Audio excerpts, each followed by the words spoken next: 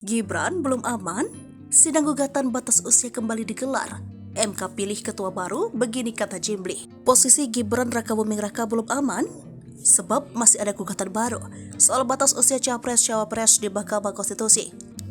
Sementara sang paman Anwar Usman sudah dipecat.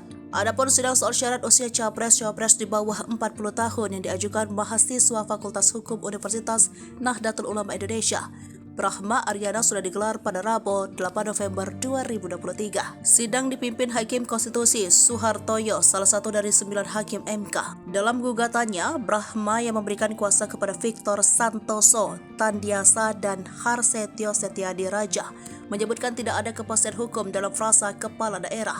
Putusan MK yang sebelumnya dinilai menimbulkan kerancuan dan pro kontra batas usia digugat masih soal batas usia di bawah 40 tahun. Pertanyaannya, jika uji material ini dikabulkan, apakah membatalkan putusan MK sebelumnya sehingga mengancam posisi Gibran?